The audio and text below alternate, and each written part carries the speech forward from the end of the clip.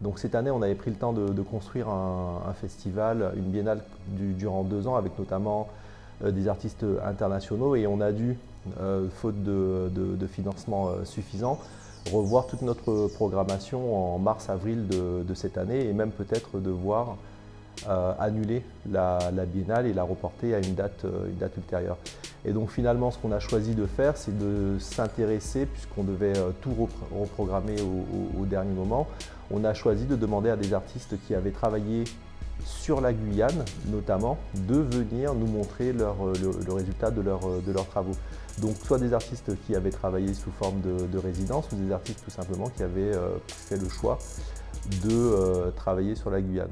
Donc on a continué ce qu'on avait déjà mis en place, c'est-à-dire que la biennale est construite autour de 3 axes. Donc un axe qui est des résidences, donc on a continué avec des résidences, puisque Léa Magnin, la photographe guyanaise, est partie au Mexique durant 2 mois en résidence. On a accueilli aussi Cynthia Fibel de la Guadeloupe et Shirley Ruffin de la Martinique en résidence en Guyane pour des travaux autour de la représentation de l'intime. Et puis on a continué encore notre numérisation avec les travaux de Billy, qui a photographié Cayenne, la nuit à Cayenne durant les années 90, donc aussi bien les sound systems que la nuit à Chicago.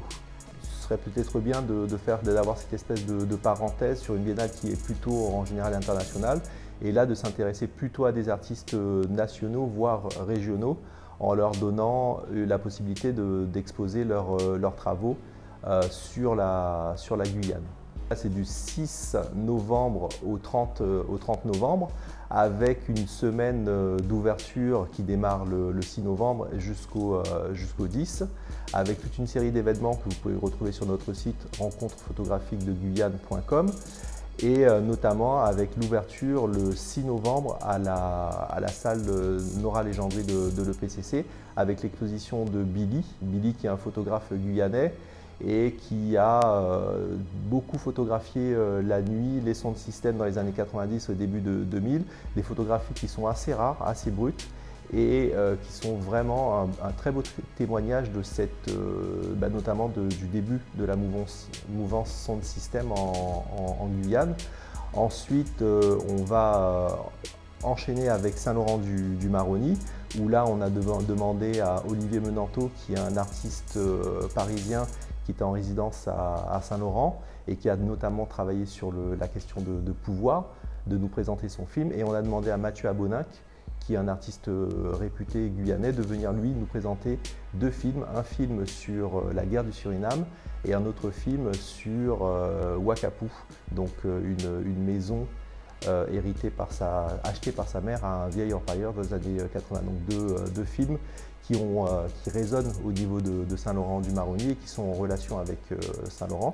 Et puis à Hélène Jaillet, qui est une artiste du sud de la France, qui elle travaille sur tout ce qui est cheveux et la représentation notamment des personnes noires à travers les cheveux.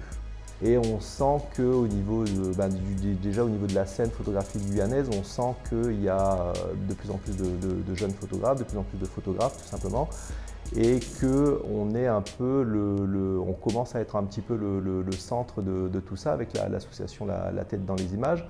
On porte pas mal de travaux de photographes. On aide certains photographes aussi à partir en résidence en leur offrant des conditions de création qui sont assez importantes.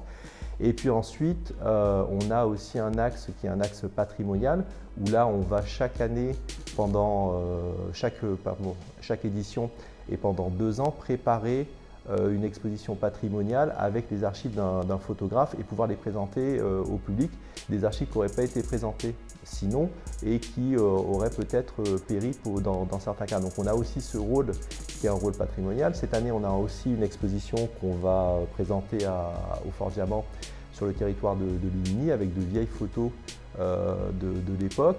Et puis ensuite, on a aussi un rôle vis-à-vis des scolaires, puisqu'on organise tout au long de l'année de nombreux ateliers. Là, on est en train de créer depuis 2 ans une mallette pédagogique pour l'Est guyanais. On est en train de mettre aussi en place une correspondance photographique entre des élèves de l'OIAPOC et de la région toulousaine.